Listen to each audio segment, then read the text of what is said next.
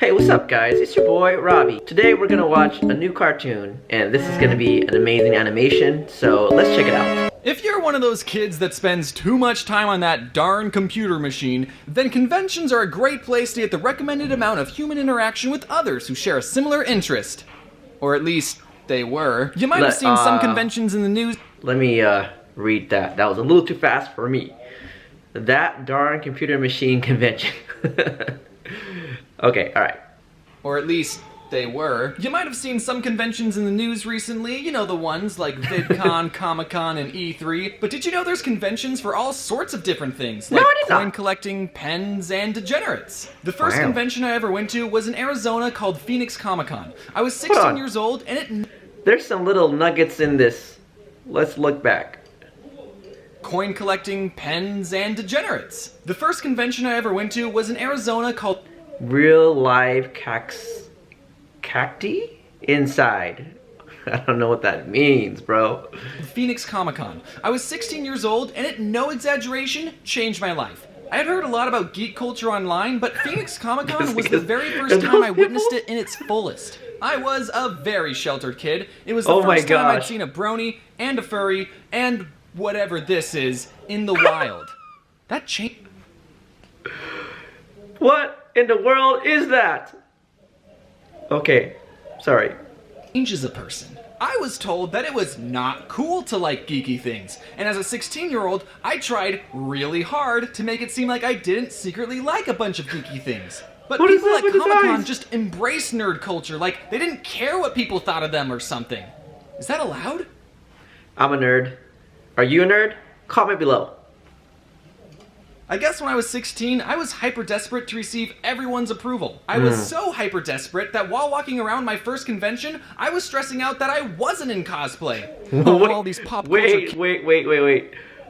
What are those? Hold on. Everyone's approval. I was so hyper desperate that while. Okay, so we have what's his name from Pokemon, and then we got Star Wars over here. Walking around my first convention, I was stressing out that I was One Punch Man, and then we got Spider-Man here, and I have no idea who the person is on the right lower corner. Wasn't in cosplay. Oh, all these pop culture characters are judging me because I'm not wearing any makeup. To this day, I still haven't ever cosplayed, but it looks like a lot of fun. If I did cosplay, I would want to go as this quadrupedic horse. Also Spark from Pokemon Go. I went to one panel called How to Make Steampunk Weapons, but instead of teaching us how to weld real-life weapons powered by steam, the people on the panel taught us how to paint Nerf guns to make them look like they were powered by steam. Whoa. And that was, no exaggeration, the most disappointing panel I've ever been to. Okay, hold on. So, did you guys recognize that from your text messaging? That gun?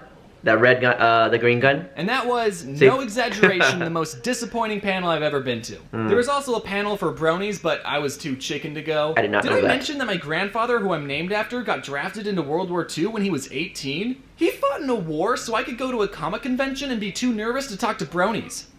What a different life we had. At most conventions, people in the expo hall will sell a lot of super cool, unlicensed merchandise. Yeah, a lot of artists... Oh gosh, this is so good, guys. Hold on. So we got Spider-Man, Mario, and an older version of Mickey Mouse. And this person here is I don't know who. This is funny. Boss, isn't this your headphones? Game Grumps. It's a lot of little things in here you guys gotta check out. Can? Is he supposedly a can? I'm thinking he's a ninja. Super cool unlicensed merchandise. Yeah, a lot of artists will sell prints and plushies and oven mitts with characters and titles they probably didn't get the license to sell. But if it's at a convention or on Etsy, then for some reason it's okay. I've always felt weird about buying that type of merch. On one hand, you shouldn't be allowed to make money off of someone else's intellectual property without the owner's consent. But on the other... off of someone else's... Nintendo. He has a lot of different characters and different names from, you know, different places. And what he's talking about is... it's just funny, guys. Intellectual property without the owner's consent. But on the other hand, look at this cool Bowser wallet, Bowser print, and Bowser bandana that I own. Wow. And this body this is real life. It's a moral gray area because the people buying this type of merch are the hardcore fans. They know of the property these characters came from. They probably... Can we please look at his Pokemon costume? Hold on. Oh my gosh. It's a moral gray area because the people buying this type of merch are the hardcore fans. Pikachu! They know of the property these characters came from. They probably already own licensed merch of the character. The artist isn't claiming to have created the character either. It's a mutual understanding between buyer and seller that we both think Bowser is cool and we just want to buy as much merch as possible. Bowser. You kind of have to take it on a case-by-case basis, but let me just say this to get it out there. You're not allowed to sell bootleg TheOdd1sOut merch. Phoenix Comic-Con actually had to change the name of their convention to Phoenix Fan Fusion because the people at the San Diego Comic-Con didn't like that Phoenix was stealing their name, so these conventions that don't care about stealing other people's copyright are forcing others to respect their copyright.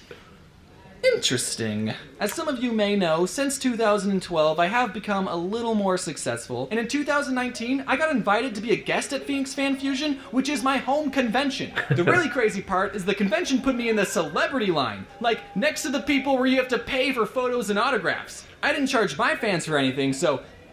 That's awesome. You know what? I want to go to a convention where he's at. Would love to just meet this guy. This guy sounds like funny and amazing and very humble. That made my line appear a lot longer than others. And my line was, no exaggeration, right next to Jeff Goldblum's line. I was gonna make eye contact with Jeff Goldblum! Jeff showed up for a couple hours on Saturday, and when he came out from backstage, everyone in his line and my line started wooing and clapping, and even I was like... And then Jeff took a look at my line, then looked at me, and then gave me a nod of approval, saying... Not bad, kid. He didn't say it out loud, but I could tell he said it with his eyes. He also said that I looked kind of cute, so... He's been in many movies, the first time I went to VidCon, that also, no exaggeration, changed my life. Aww. Again, it was the first time I met all these YouTubers that I've been watching for years, and... Okay, I'll admit, at first I was kind of fanboy-y, but I've got... You know, if you subscribe to me enough, I guess I'll get to be able to go to the... You know, one of these days, it's my dream to go to VidCon. Make it come true, guys. Comment below, like and share, and subscribe. Gotten completely desensitized meeting other YouTubers and feel no joy anymore. When I meet another YouTuber, I say, oh, you make videos in your bedroom? Me too. People know that you're a bedwetter too, right? No? That's just me then. If you've ever given me something at a convention, then you'll be happy to know that I've kept everything I've ever been given. Unless you're the guy that gave me a plastic baggie full of water and other junk and called it a homemade snow globe. I used to collect snow globes, so it was a nice sentiment, but I didn't want to take it home with me and have it inevitably break and get all the important fan art wet, so I chucked it. Here's the funny thing, you know, I'm making this video while I'm in my room, so hey, we all start out somewhere. Just saying. And as I'm telling you this, there's some poor kid out there going, hey, he's talking about my snow globe. He threw it away? And now I feel bad, so... I'm loving how he like puts the human side. Here, I'll mail this to you and you can get a taste of your own medicine. I don't know why this is such a popular question, but a lot of times people will ask me, what's the weirdest fan interaction you've ever had? I think they think that some of you are cringy. I never have an answer for them because all my fans are super nice. Yeah, someone gave me a bag of water, but that's not weird, that's nice! Okay, I have received fan... Humble. mail from a prison, which is true, so I guess some of you aren't law-abiding citizens. Going to conventions and meeting fans and being on panels is a lot of fun, don't get me wrong, but it doesn't give you a lot of time to really experience the convention. Since 2017, when I would go to a convention, it would mean I was working. I still had a fun time, but I didn't really get to just relax with friends. That is, until I went to a convention last December. I think going to a convention and having to work kind of sucks, but at the same time, you get to meet your fans and your peers, and I would love just to go. Called MFF, which stands for Midwest Fur Fest. Now, James, did you go to a furry convention? Well, I went with some friends to a furry convention so that I could actually enjoy a convention and not have to work. Although I still got recognized even though I was wearing a disguise. Furries are very touchy people, I've learned. Not touchy as in overly sensitive. I'm guessing that's what he wore? But they're also literally touchy. Let me tell you where I'm at in my life right now. Where? Last December, I was in an elevator full of furries, and if my grandpa could see me now, he would probably be frowning. Or smiling, I don't know, I don't judge. We were all crowded in, there was a moose breathing down my neck, and we stopped at a floor because more furries wanted to come in, so I backed up to make more room, but I backed up a little too close to the moose, and he grabbed my hips, and I went, ah! In my mind, I didn't say it out loud. In real life, I went... So that was probably the weirdest fan experience I've had, if you were still wondering. I don't know if he was a fan of my YouTube, but he was definitely a fan of my body. Or he was drunk. I don't know. Again, I don't judge. I was debating on whether or not I should include this story, but I think it would be a good lesson for everyone to hear. Here's my James PSA. This message is for everyone, and especially furries. Don't touch people without their permission. In the moment, I stayed quiet, but that sort of behavior isn't okay, and I should have spoken out. Yeah. Hopefully, most of you are mindful of other people's personal space. However, at least one of you went to prison, so... I don't know. Overall, it was the best ironic trip ever. At the end of the day, conventions are a lot of fun, and I really, really miss going to them. And when it's safe to do so again, I recommend you try and go to one you're interested in. And Grandpa, I'm sorry if I disappointed you. Alright guys, that was a great story. It's always fun to watch this channel. Make sure you go and subscribe to him. He's really funny and I really always enjoy his stories. Alright guys, have a great night and don't forget to subscribe and comment below. I'll see y'all next time. Peace.